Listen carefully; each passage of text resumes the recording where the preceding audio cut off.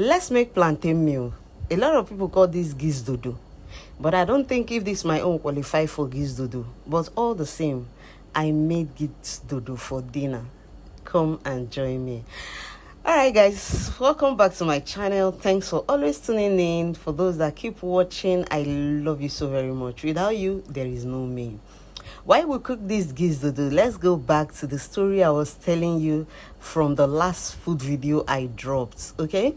Where I was talking about the fake prophets and their messages. And I was asking a question: if you're giving a fake message in the midst of the crowd, in the midst of multitude, what are you going to do? You are very sure that the message was fake, but you don't want to bring the man down, or you just want to hide his face. What would you do? That is my case. So let's continue with the story.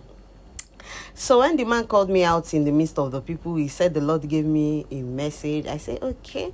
He said, you said you want to marry a pastor? I said, yes. He said, am I really the owner of this number? I said, that is my phone number. He said, the Lord gave me a message. I said, okay.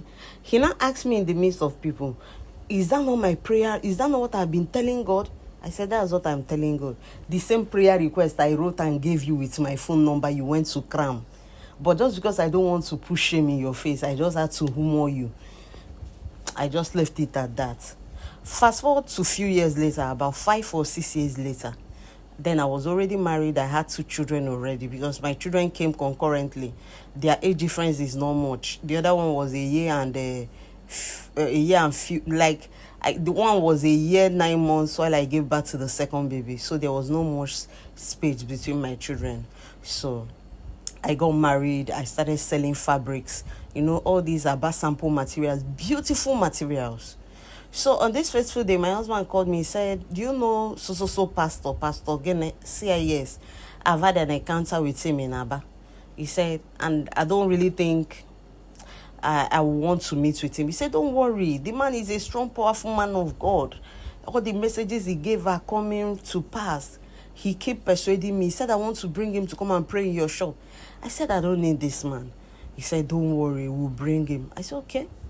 You cannot just refuse outrightly. I said, no problem, bring him. That was how on this fateful day I was sitting down. I went to Aba. I came back and I opened my shop to arrange things. My husband said, okay, let the man come and pray on my shop. I said, oh yeah, make he come pray now. He came, he made prayers, you know, and I was making massive sales. When I mean massive sales, I can go to Aba today, bring goods of 400,000, and as I'm bringing it, I am recovering my money instantly. As in less than 24 hours, my capital comes back plus gain.